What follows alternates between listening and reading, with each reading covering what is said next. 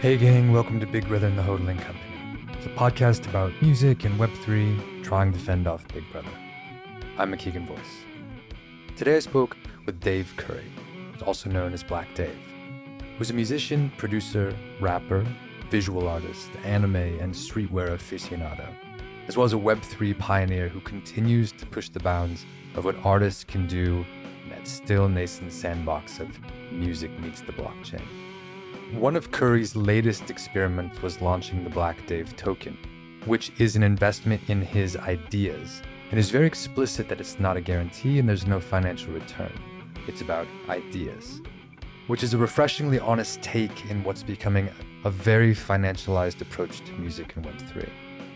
We talked about all of this and more, grounding the conversation in some simple gratitude for life that's all about, to quote the great William DeVaughn, just being thankful for what you got.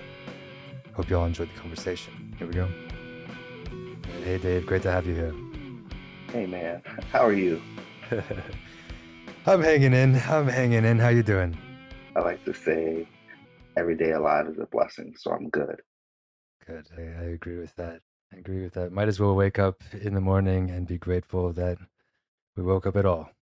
Yeah, it's crazy because one thing that I do, or one thing that I say, I don't do it every day, but sometimes you wake up and you're like, oh shit, not only did I wake up, but I'm in a bed. Not only did I wake up, but I have like heating and air. Not only did I wake up, but my body parts work. Not only did I wake up, it's like if you can do that and set that as like the foundation of your day, sometimes like your days just starts off way more sick because like after I wake up, the first thing I do is play video games, or watch Mm, anime.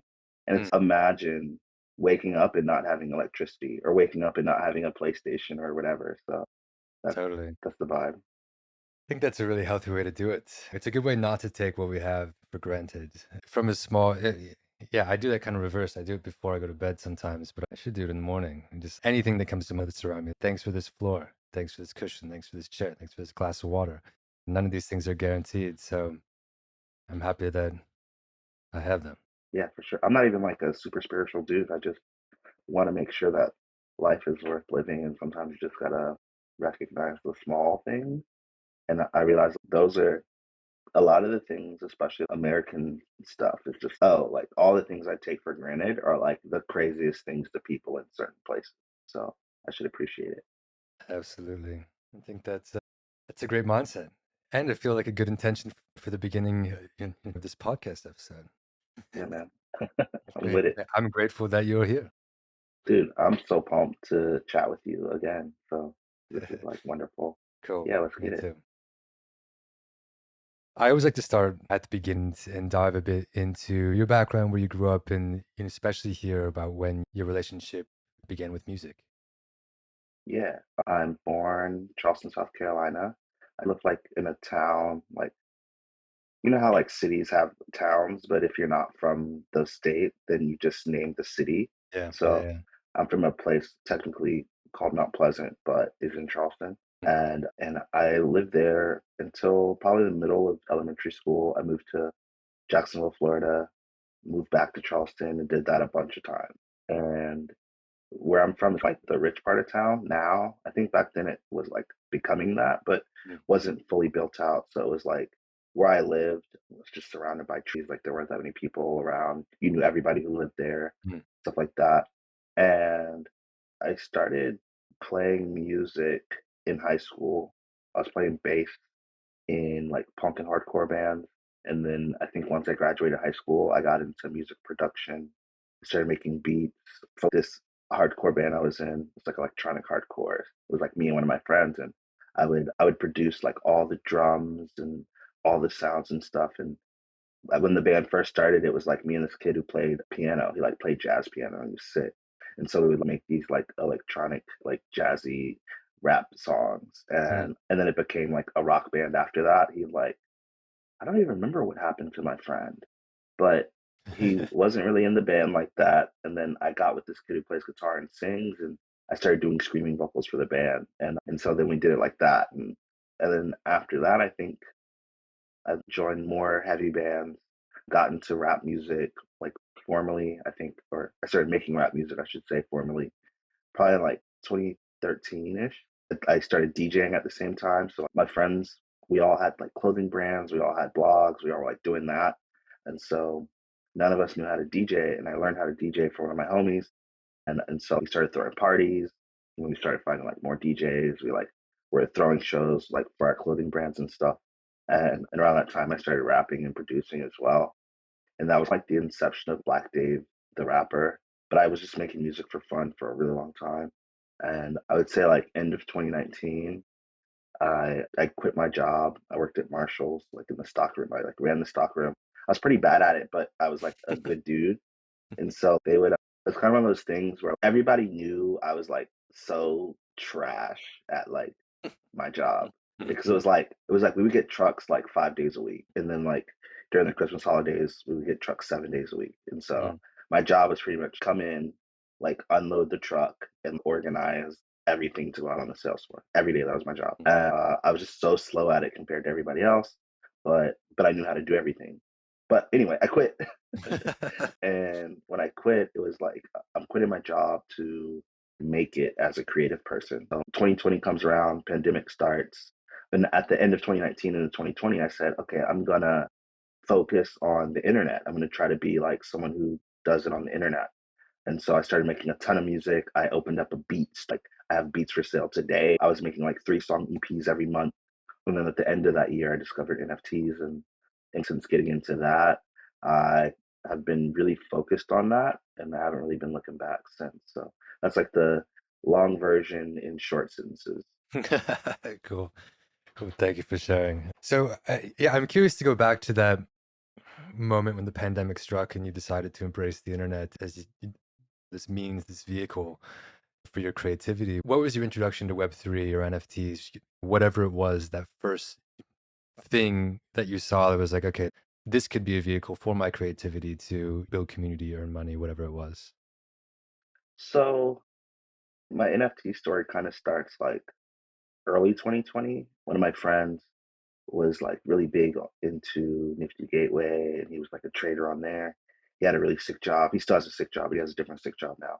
And he was making so much money selling stuff on Nifty Gateway Mm, and like buying and selling on Nifty Gateway. And he was like, dude, you should get into this. And I was like, oh, I don't make 3D art, so I can't. mm, And that was a conversation, but I was still like making music and stuff. And I think when the end of the year rolled around, I had gotten on to Clubhouse, the app, and the reason was for music. At that time, Atlanta rap music ran Clubhouse. And so I was like, cool, let me go on here, let me like try to meet some people, maybe play my music. Not even thinking what's so crazy about that time period and that thought of, oh, let me play my music was like everybody who was on there was like looking for the next like big star. mm, And my music's kind of niche. Like I haven't said it on this episode, but I'm a huge anime nerd. mm. And like me coming from punk and hardcore before getting into rap, that's infused in my music. And so it's I'll never make it in those like rooms where you're like playing music for all these people who are looking for people to sign or whatever it is they're doing. A lot of them are lying and not signing anybody and actually stealing your songs. But yeah, I got into that, but then I was also already into crypto. I bought crypto in 2017 for the first time, Mm, me and my sisters. And so I found out about NFTs through going to crypto rooms and I minted like a cover art from one of my EPs that I didn't use. And then I think there was barely anyone. I would say I was like very first generation people talking about NFTs on Clubhouse. And then after that, there was like this big wave of people who came. I would say full time, the $70 million sale time, and mm, I was already acclimated to it, and so I was like teaching people about it and doing a bunch of that. And then that my first music drop, I think, is when I really saw the community aspect and how it could work for me. I mm, didn't like rush into NFTs. I was like minting stuff, but wasn't really telling anybody. I was like mm, posting about it, like OpenSea link on Twitter or mm, Instagram or whatever. And and then once I dropped the first music collection, I had done like a clubhouse room about it, and like all these people showed up, and it like sold out. And I was like, "What? This is crazy." cool. And I think it was like a decent amount of things. It was like 25, 30 pieces, so it was like a decent size collection. And yeah, I was super pumped. And I think from there, I was like, "Oh, okay, I see how this can work." I think I'd gone to my mom and I was like, "Mom, I made $1,000 today selling music." And she was like, "What?" And so that was kind of, I think that was the first moment. And then from there, I was like just trying to learn and figure out how to turn consumers into community and then try to turn them back into consumers and then turn them back into community. I feel like it's like a like you go back and forth where it's Yeah. okay, like when it's not time to buy, we're all homies, but when it's time to buy, you're all customers. Can we flip that switch back and forth? And so Yeah. it's been cool. Yeah. Yeah. I like that flipping the on and off switch, yeah, of the people. Yeah, no, that's cool. I'm curious because ever since then, like you've been regarded as a pioneer in this space.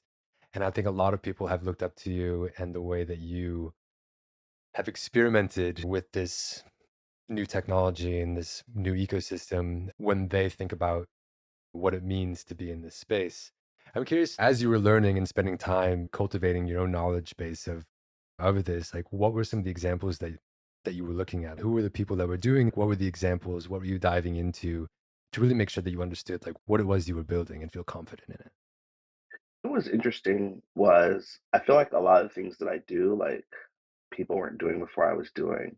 Obviously, like songs were coming out as NFTs, so like that's something special. But like playing with unlockable content and stuff like that. I Mm, remember before I really realized that you any song that's on like OpenSea or whatever, you can just download. You just got to find the link for it. I was like putting download links in my unlockable content. But one of the things that I think really helped me was on Clubhouse. Like I was part of this crew and all of the founders of every like project would want to talk to us. And so we would like have them in the clubhouse room like as a guest, mm, and then they would tell us about it, and then we would just fucking grill them and be mm, like, all right, so what chains it on? Is it centralized? Is it this? Is it that? mm, Blah blah blah. How does it work? Are you doing this? Are you doing that? And so like hearing those ideas made me think a lot about how I could like take versions of those and spin those my way. I probably should get this out the way early because I'm sure I'll say it a bunch of times, but I'm like a huge Virgil Abloh stan. mm, So, and I think I naturally follow a lot of the things that he was doing. mm, And one of the Virgil Abloh, let's call it teachings, is what he calls the 3% rule. mm, And the idea is that if you change something by 3%, that's enough to make it yours. And I would look at all these examples of things and all these platforms and websites and ideas people had, and I'd be like, what? How do I spin this to make it mine? And so I was just playing with stuff like that. So I remember at one point thinking about unlockable content and being like, maybe I'll do something besides the downloading to the song. And I did an NFT that was like, okay, if you own this NFT, the unlockable content's actually a link to a Google form. In the Google form, you can upload a song and I'll write a verse to it. And I did that, and everyone was like, what's so funny about that one, and this is like a repeating thing that happens, I think, in my story, in my journey in Web3, is like the guy who kicked off the auction for it. It was an auction, a one of one auction. He kicked it off and he was like, dude, this is the best fucking idea. I'm gonna just kick this off and let it go. And no one else bid on it. mm. And it was like, he was shocked, I was shocked because we both were like, yeah, this is a totally great. Everyone else was like, this is a great idea, but no one bought into it. I don't know if it was confusing or early or whatever. Like, Mm, there's this principle called the Maya principle. Stands for most advanced yet acceptable. I may have been like a little bit too advanced to be acceptable, mm, and so I'm still trying to figure that out. I think like when you think about how the iPhone probably could have come out many years before it came out, but people weren't ready for it, or Android phones or whatever, because we had inklings of it. We had the Palm Pilot, we had Blackberries, we had all this stuff that was like, I don't know if we can actually do a smartphone the right, way that we do smartphones now. right. And you had to wait until people were really ready to accept it. And Apple was like, it's probably better if we do an iPod with no phone functionality, no internet. So I'm just going to carry the internet in my hand. Ima That wasn't that long ago. Like, we were Uh-huh. both alive for that. Yeah. And so it's just thinking about how to be as advanced as possible while being accepted. I definitely struggle and still struggle with that. I've done so many ideas around that, but I'll pause because I know I'm talking way too much and I'll get you some space. No, not at all. That's the whole point. We're here to hear you talk and share your thoughts. So appreciate everything you have to say. I think it's really interesting thinking about the Maya principle. And it reminds me, the first time that we connected, it was right after you had done that was in conversation with Adrian, who was the CEO at Reveal for people who don't know who are listening. And that was right after you had done the split across like 154, 154 unique wallets, wallets. Yeah. 154 collectors, 159 wallets, technically. 159 wallets. Okay. Sorry. And technically, but 154 sounds great too. That's a huge fucking number. it is. And at the time, that made a lot of noise. I don't know where that release fits on like the my principal spectrum, but it felt advanced, but also in a way that resonated with people who understood how complicated, or I think especially who understood like the legacy music industry and how difficult it is Mhm. to share money with Yeah, other people. Like split thing there too, but it's like geez, almost impossible to do it in any kind of a succinct way. And then you just gave it to all of these people. And then at the end of the year, and this is what I'd love to dive into a bit more, you released the Black Dave token. And I would love to talk about, before we dive into the mechanics of it and your hopes for it, I'm curious to talk a little bit about the things that led you to create it. What culminated in yeah. that decision to make your own token? You know what's interesting, I think, about so much of Web3 is, and one thing about me too, and we talked about it a bit early on, is like how people see me as an OG, people see Mhm, me as a thought leader, people see me as all these things that aren't necessarily me as a musician. And I was thinking, like, if I'm so fucking smart, like, just pay me to be smart. If you guys think I have such cool ideas, let's do that. Let's figure that out. And so mhm, I initially was working on this idea that I'm still gonna do, I'm working on now, called Minutes. And essentially, Minutes was like this NFT project that I really want it to be a platform. But the idea for me right now is that it would these NFTs that you could mint them, and then it would take you to a Calendly link that was behind a token gate, but you had to have it. And depending on which one you bought, depending on which tiers of the like Calendly meeting type was unlocked. And so I had the 1 hour, 2 hour, 30-minute kind of vibe. And I was calling it minutes. So it's like instead of calling it a consultation or advising, it was just like get minutes with me. And that mhm, was the vibe.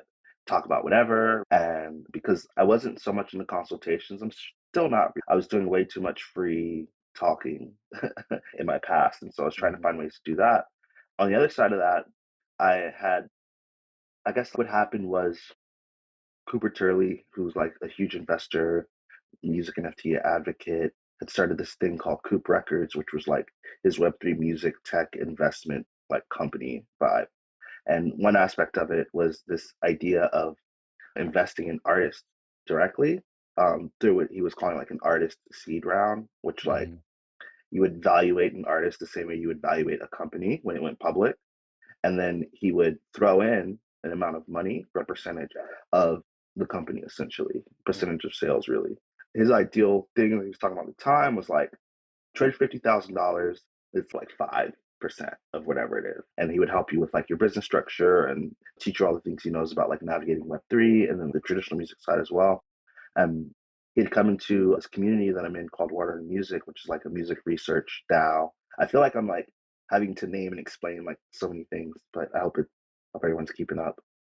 And so he'd come in, we were interviewing him about it, and we were making jokes in the Discord.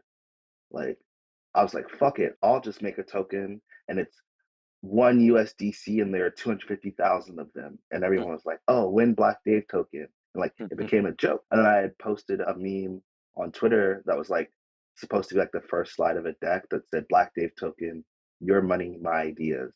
mhm, And I think the tweet said the deck is finished. And then people were DMing me like, yo, let me see the rest of the deck. mhm. I wanna learn more about it. And I was like, oh, it's a joke. And then once I realized that people were serious about investing in me as like an individual and my ideas, then I decided to like spin focusing on minutes and focus on Black Dave token, which is actually like an NFT, not a fungible token. And there are 1 million of them. And at the end of 1 million being minted, it's 250 Ethereum. And so like it started out as a play on that and a play on Coop Records and that whole artist thing. But Mhm, I've actually raised a few Ethereum from it. I've had lots of cool conversations with people. Yeah, but I'll pause there because I really just want to talk about why first. So the reason why was like just thinking about people investing in my ideas. And then like on the other side of that too, towards the end of the year, like right around the time Black Dave Token was coming out, there were like a handful of like surprisingly strong music drops that were happening. mhm, And I remember looking behind the curtain and seeing that there were a lot of like back behind the scenes conversations, behind the scenes partnerships, behind the scenes this and that. And I was like, this isn't transparent at all. And I Mm, didn't like that. And so I thought that Black Dave Token was also a way for me to be transparent about who I'm partnering with. So mm. it's like, instead of partnering with me and being like, yeah, I'll just send it to your wallet, I'm like, no, buy it in Black Dave Token so that everybody knows we're working together. And so that's been one side of the energy as well, is like this transparency combined with people really believing in me and my ideas. Yeah, absolutely. I really appreciate that. In reading the language that you have in the website for the Black Dave token, it's very clear and explicit. This is not an investment. There's no return on. This is about ideas, and you're really honest, like in the FAQ, about what it is and what it isn't, which is really refreshing. I think, for a lot of people, this is still the case. Music NFTs and NFTs in general there continues to be the case that their biggest utility is as a speculative asset that you can hold that will accrue value over time. And the fact that you're just like, no, this is about ideas and investing in Yeah. this community and doing it in a transparent way, I think is really refreshing.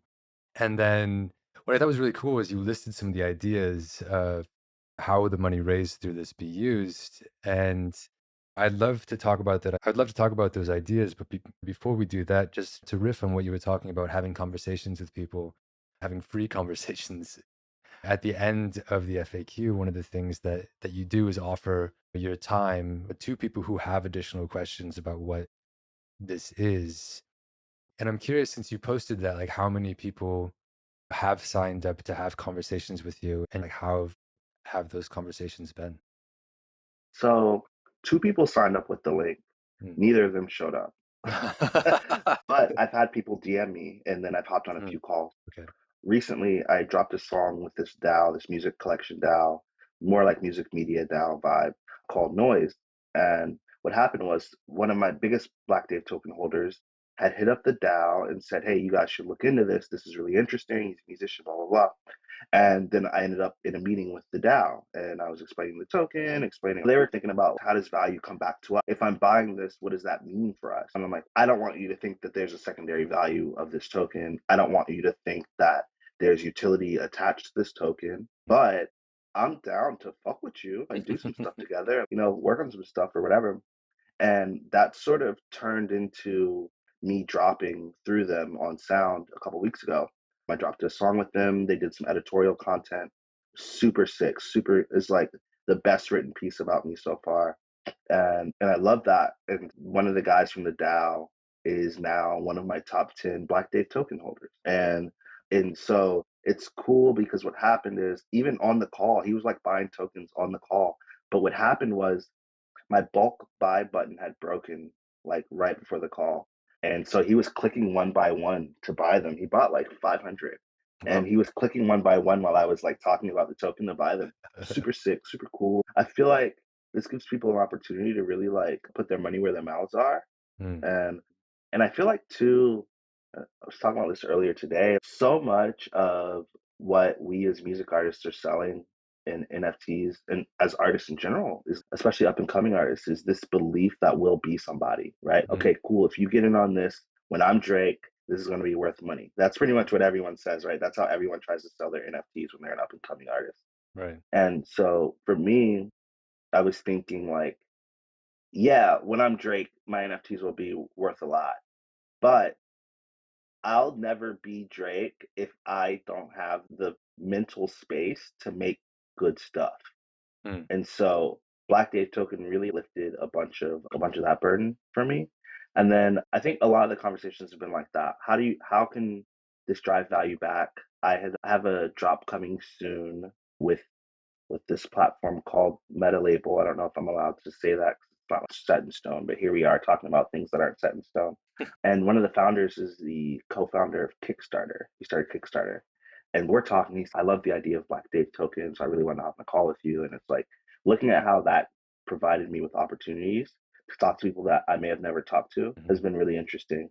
Yeah, so I think that's it. And then we could talk about some of the ideas because some of them are cool. And if people build them who aren't me, I'm pumped. Cool. Yeah, no, that's amazing. I appreciate that. that perspective that regardless of what comes from it, it was something that you put out into the world that introduced you to other interesting people that turned into opportunities, which is and I also really appreciate just the fact that there how straightforward you are about there might not be utility or returns on this. And when you think about buying a CD, it's not like people are going to buy CDs because they think someday that CD is going to be worth whatever more money than it is at the time that you buy it because you're a fan of the music and you want to identify with it. So I think beginning to work against that narrative that music has to have utility instead of music already is utility. Yeah, it's tricky. I think a lot about how like people like when does the use of an NFT end, right? If I buy a ticket to a concert, the ticket's value is only as long as the concert. And like when does the value of an NFT, like when is that allowed to end? We are like super caught up in like this idea that everything we do has to like be on forever, right? If I started a project and I built a community or whatever, and then I was like, cool, looks like we did everything that's on this list. Let's wrap it up. People would be like, what? What do you mean? No. And thinking about that for like other things, other media, other content, other types of assets, I think is really interesting. Like sometimes something ending is as valuable as like the thing itself. Like sometimes it's quitting at your peak, right? Or saying, yeah, mission accomplished and going home. I think that Right. that's really interesting and has an opportunity to be special and really creates this like you had to be there kind of vibe because you don't want your project to run forever or your song to run forever. And then people get there and they're like, why does anyone even like this? Why did anyone like this? And Mhm. what's going to end up happening is someone in the community is going to go, "Oh, you had to be there Mhm. when it was good." And it's like, why don't I just stop it when it's good? Right. Like, why don't I just stop it when it's over? Shut down the servers, just end it. And Yeah, I don't. That's not what I'm doing or planning on doing. But it's just an interesting thought that we have to keep going forever with this media and this content when sometimes it should end. totally. Yeah, that's a great thought. It's yeah, the thought that it brings to mind is thinking about if no one became a Bob Dylan fan yesterday because they saw him play as like an 80-year-old dude. It's like they Bob has been an icon in the music industry that became famous when he was really good, writing incredible shit and going around the earth doing that. And I've always had this fascination with how we lionize musicians who die in their prime, people like Mhm. Kurt Cobain, because we only knew them at their peak, and that's what we're left with. Is Yep. that's the image, and it speaks It's to this kind of thinking too. like saying Tupac and Biggie are like the best rappers of all time when they Yeah, both only put out like two projects. yeah, And so you're like, you're gonna base like of all time on two bodies of work. yeah, Yeah, yeah. totally same thing. Yeah, it's insane. And they were. It's also insane to me, like how much cultural cachet those two were able to build, and they died when they were what 23, 24 years old. It's wow. Yeah, so crazy.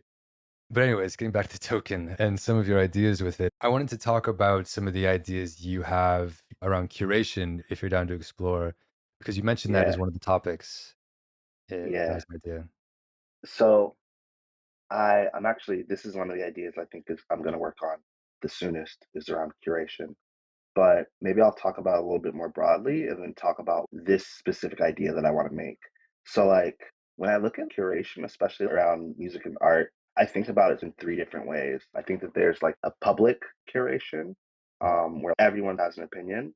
And then I think there's like an individual curation where one person's opinion is pretty much the platform. If you think about something like someone who reviews albums on YouTube, like Needle Drop or something, right? Then he's that. And then I think the next tier up is like this group curation.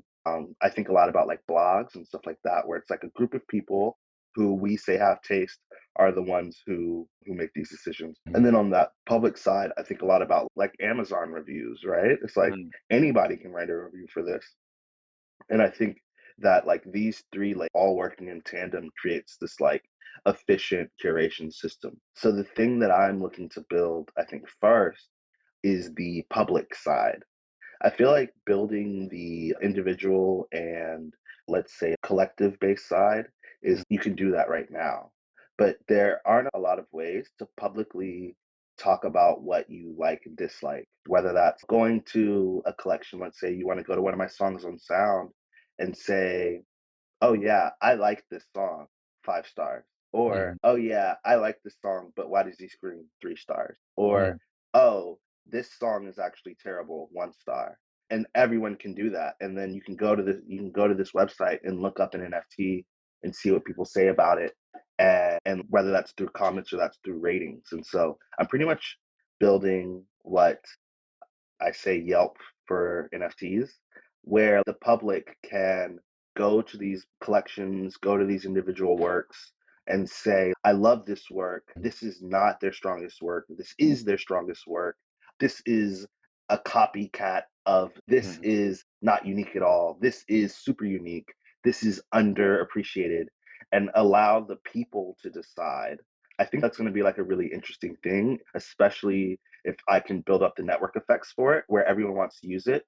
And then I think what happens is it actually creates an opportunity to feed back into the other 2 tiers, where if someone is like a huge reviewer on whatever I decide to call this site, and people trust them, then people will just go to their profile anyway and be like, what are they looking at? What are they into? Like, if let's say, let's use Needle Drop again, right? If Needle Drop starts reviewing music NFTs on this site and talks about the song and does that, then people will go to it and be like, what did Needle Drop say about it? Did Needle Drop review it? If Needle Drop didn't review it, then is it even worth talking about? Kind of right, thing. I think right. that's really interesting. And then like even if you look at like these groups of people and say, there was this YouTube channel I used to follow called Dead End Hip Hop. And when you looked at them, they would all pretty much sit at a table and talk about an album. It was like 8 of them, Mm, and they would all sit there and talk about an album. And so it'd be like, what did they say about it? And a lot of times you have like your favorite person at the table, and you'd be like, oh yeah, mm, I trust them. Or you'd have 2 people at the table and be like, yeah, I like what they say pretty often. We listen to the same type of music, we have the same type of feelings, but they're a mhm, collective. And mhm, so what might end up happening is a group of people who feel similarly or review similar things might be like, yo, let's start a podcast, let's start a YouTube channel, let's start a whatever. mhm. And then that might form up. So for me, I think that this might be the base layer of way more interesting, way more curated, way more niche curation to pop off in Web3. Totally. Yeah, I think music in general has what's happened during Web 2 is a lot of the context has been abstracted away from the music itself, as well as the social layer of how people actually interact with this music and how people connect around it. So I think it makes sense to use Web 3, which is very community driven and oriented around that context to establish that layer on top of it. Do you have notions of how you'll aggregate that or how it will exist? Will it be an Ooh La La, which is like a music aggregator, in which you'll be layering on top of something like that? So it's more like a plugin, or is it going to be like a standalone place that is a bit more akin to a blog or something? The idea is a standalone place, not akin to a blog, more akin to something like Ooh La La or OpenSea, where it's not so much about buying NFTs, but it's about talking about NFTs. Because with all of the data being public in the metadata, I'm able to pull and create like an aggregation of NFTs just through that. And Hmm. then allowing people to connect their wallets as the sign on Hmm. is a way to really verify that the person who made the review is the person. And then I Hmm. think too, like looking at that and being able to cross-reference that information and say this person owns, this person doesn't own it or whatever, because then I think something that's really interesting about the blockchain is you can really use that data to try to suss out like the motivations of why someone's doing something. Right. So, oh, of course this guy gave it a 5, he owns one. Or this guy doesn't own one but still gave it a 5 and that's crazy. Yeah. Or this wallet doesn't own any NFTs, all they do is talk about them is of value as well. And I think when you use the blockchain in all the ways that you can, when you're Hmm. talking about pulling metadata from specific NFTs, and then pulling wallet information and cross-referencing it to the token address of the NFTs that they're talking about, you're Hmm. able to see what their investment is. Because even if it's okay, this person did own it but sold it. This Hmm. person has owned it since mint. This person never owned it. Yeah. Like you can really put data together around like the reviewer as it relates to the thing. I think like when I was talking about Black Dave token and like in general, and I was talking about transparent, the blockchain enables a lot of it if you can find a way to create it. And Totally. so for me, it's really about trying to find the best way to create context around the review itself and the work itself, and then Hmm. create context about around the person reviewing it and understanding that every reviewer is different and has different motivation. Yeah, totally.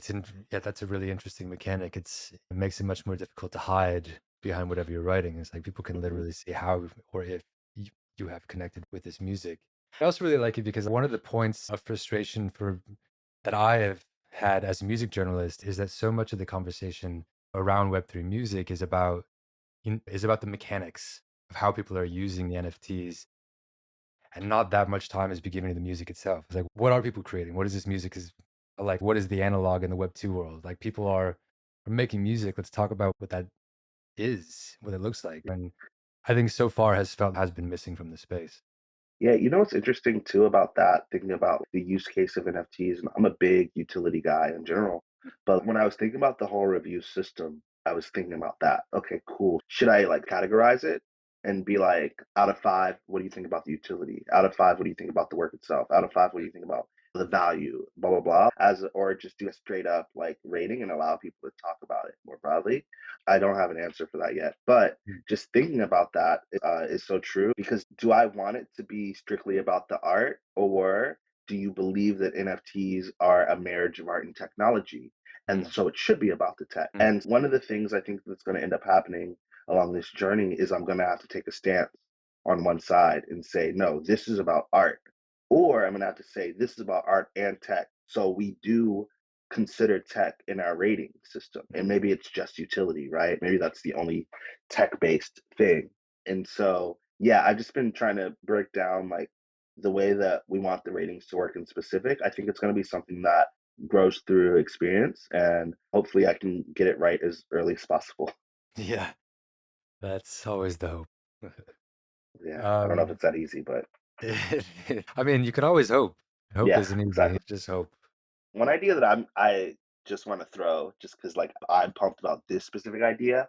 I wrote one of the things that I mentioned is this idea around like publishing and like publishing like just regular content media. So in Japan, like in the anime industry, the way that it normally starts is through a magazine, a weekly Mhm. magazine. And what happens is you pretty much are an artist. You come to this magazine, say, "Hey, I want to submit to see if I can make it into the magazine."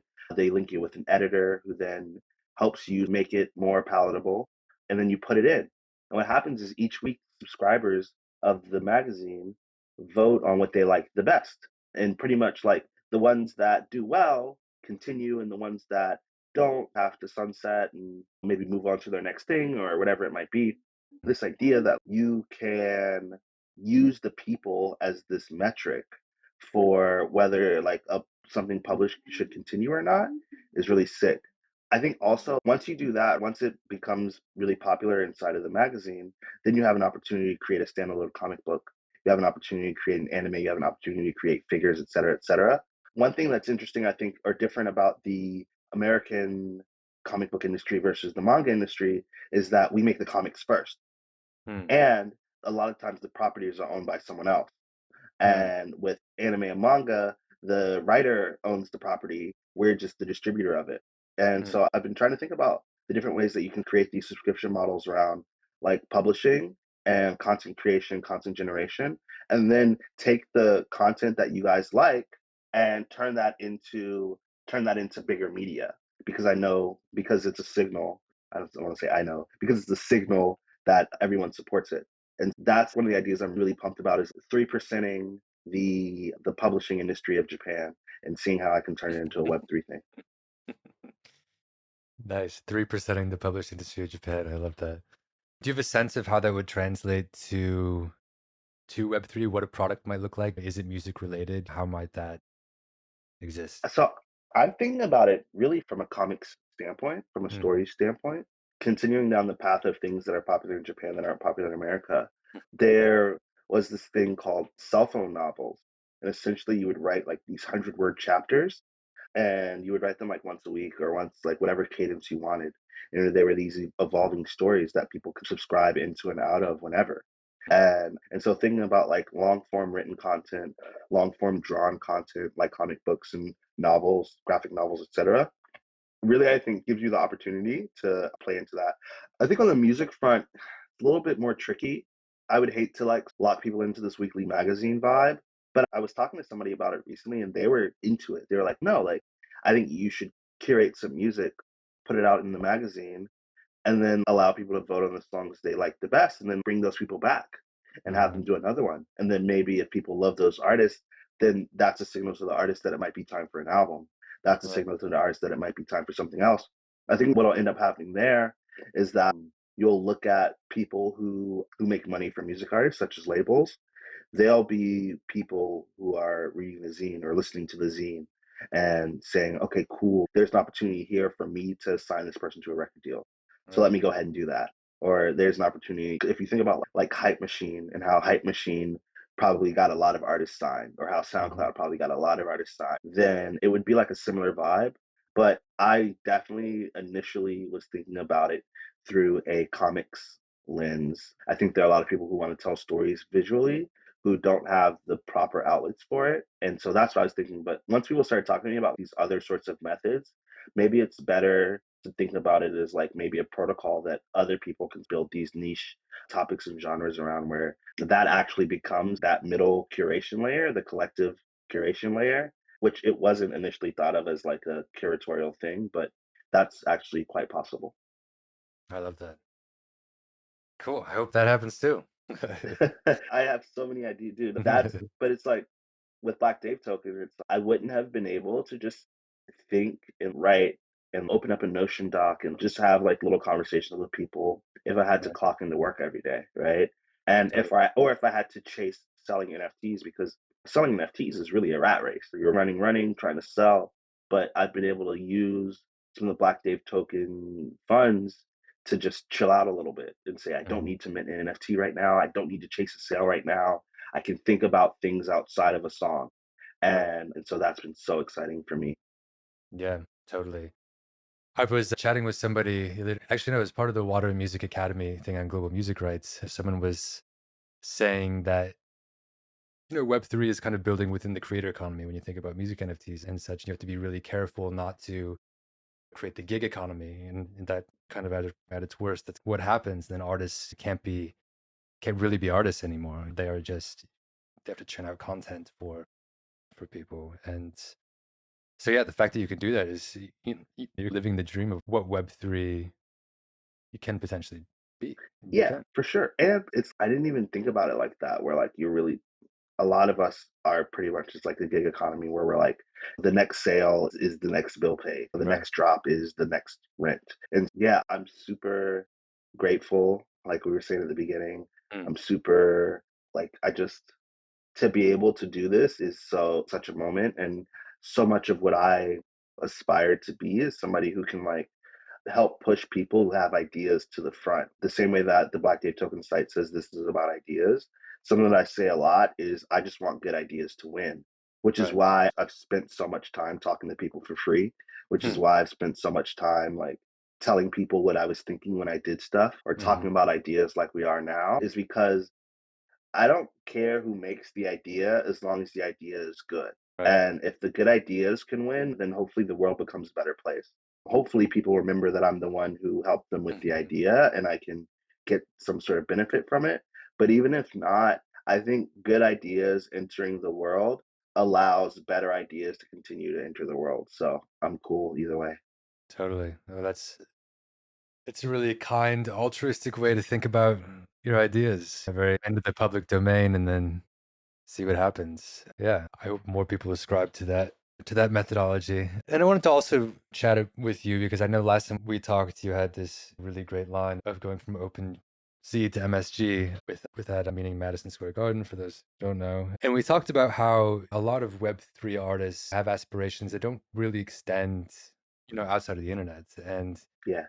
And you do have aspirations that extend to physical spaces and to performance, and that's was summed up in aspiration to one day play MSG. And I just wanted to talk about that and check in. How's that Yeah. going? Is that still part of the plan? Yeah, totally. I tell people all the time. I reference Virgin a lot. It would be amazing to have that level of influence, I think, over how people think about things. For me, I really want to inspire people, and I think that part of being massively inspirational is being massively known. A lot of people, especially like in the Black community, we don't listen to people who aren't successful. Like Mm, if you're black and you have great ideas, unless you're successful, no one cares. And so I think that there's something to be noticed about how a lot of artists, a lot of our favorite artists, are the same person they always were. They're preaching the same things they always have. The music has always been similar to how it's always been. And what essentially happens is they became well known, and then people started taking it seriously. And so I understand that, and I'm totally cool with that. And I would love to go to fashion shows and Fashion Week and play Madison Square mhm, Garden and Coachella and stuff like that. Because I think really at the end of the day, for me, it's about inspiring people. It's mhm, about not. What's so funny is I don't think that I make particularly emotional or connecting music. I just love like energy, like good energy in the music. I'm really into like sonics instead of like lyrics, which I think a lot of old head rap people hate because they're like, you're not even saying anything. I'm like, I don't even care. And but for me, it's really about inspiring people, and that's why I think I'm so focused on trying to be somebody who does more than just make music, is because I want people to realize they can do more than the one thing they want to do. I want people to realize that like if they're like a weirdo who's into anime, which anime is cool-ish now, but it wasn't cool when I got into it, or mhm, if you're a weirdo who is black and loves heavy rock music, which was weird but is less weird now. If you're like into whatever these things are, skateboarding, a lot of the things that weren't cool when I was younger are cool now. But mhm, I just want to continue that story so that all the people who inspired me, Kid Cudi, Pharrell, Kanye, Lupe Fiasco, et cetera, all of them were at a time weird. And so I really want to be like, look, like continue being who you want, mhm, continue doing whatever you want, continue to lean in on the weird things about you, and you can win. And I feel like we can only name those people because they're successful, but a lot of us don't have somebody like that in our neighborhoods that we can look up to, mhm, especially like me living in Charleston, South Carolina. It's like you don't have a lot of kids like that. I remember when I lived in Florida, my senior year of high school, I used to skate to school, and I was the only black kid who skated, and everyone would like rap like Bay Area raps to me. I was wearing mhm, skinny jeans. I was like I was just living my life, but it was like mhm, all of those things weren't things that were stereotypically black at the time. mhm, And if you continue to do that, what ends up happening is 4 years later, a kid DMs you on Facebook, yo, dude, I saw you skating and you didn't care what people thought about you, and it inspired me to blah blah blah. That's really what it's about for me.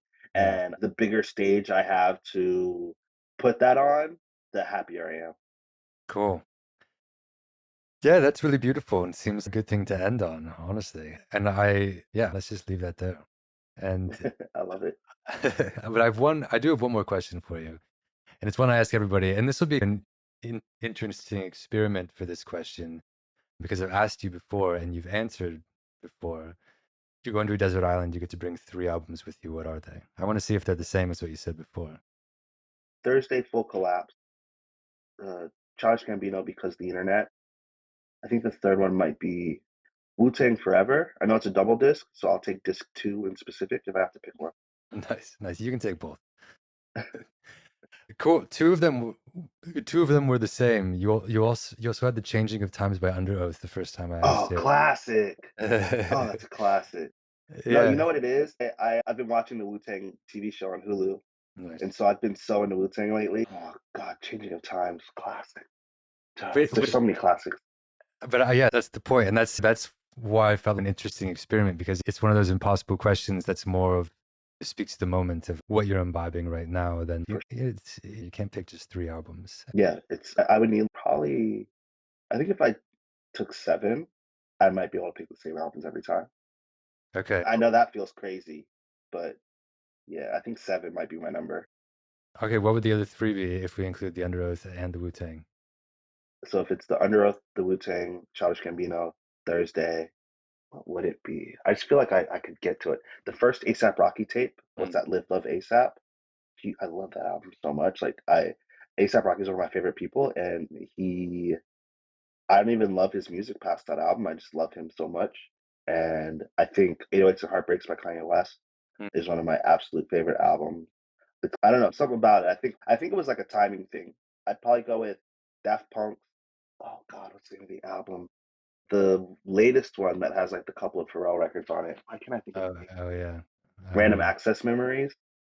yeah. So good. And what's crazy is I love Daft Punk as a dance duo, But that album, I remember I was riding my bike when that album came out, and I think like the second or third song started, and I just stopped. And I like just stood there and restarted the song. I was just like, dude, like I can't focus on trying not to fall right now. Like I need to take this in. Yeah, yeah. That's funny. I had a similar, yeah, that happened to me with that album too. It was just a couple songs that, Yeah. Jesus, wow, yeah, Yeah, like I think because we weren't expecting it. yeah, And I think what happened too was that came off the back of the Tron Legacy soundtrack, which is right, right, also amazing, but was so different. And it almost makes you wonder if Daft Punk had stayed together, what their next electronic album would sound like. yeah, Because I'm gonna listen to the Tron Legacy soundtrack as soon as we hang up. But I just remember the sounds on that being so much more advanced than the sounds on their older music. Oh god, that's such a good album. That can't make my list though. What album might make my list, Mm, and this is a problem because this one might change.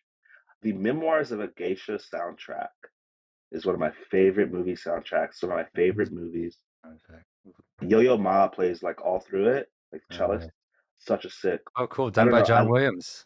Yeah. So Yeah, super good, super good. And what's John Williams, of course, has like a sound, but this one I think, especially when I relate it to the movie, it's just so good. So if you have the time, personally, I might listen to both of those soundtracks honestly after this. So I think yeah. yeah, So that's one of the reasons I asked this question, so I can listen to great music. So I do have the time. I will listen to this also right after this. So amazing. listen together. Yeah, cool, man. Thanks so much for being here. Really appreciate your time. For people listening, what's the best place for them to follow along with what you're doing and to get involved? I'm at Black Dave on Twitter. Head to blackdave.xyz in your browser to find all the other links and some of the music too. Cool. Awesome. So go get involved, everyone listening. And yeah, thank you so much, Dave, for being here. Really appreciate your time. And just to circle all the way back, I am really grateful that we were able to connect. And this is amazing. Thank you for having me. All right, that's it for this episode of Big Brother and the Hodling Company. I'm your host, McKeegan Voice, and you can keep up with me and all the latest Web3 music trends on Twitter at McKeegan. That's MACEAGON. This show is a production of Decential Media, and you can visit us at decential.io. And remember, only you can prevent and fend off Big Brother.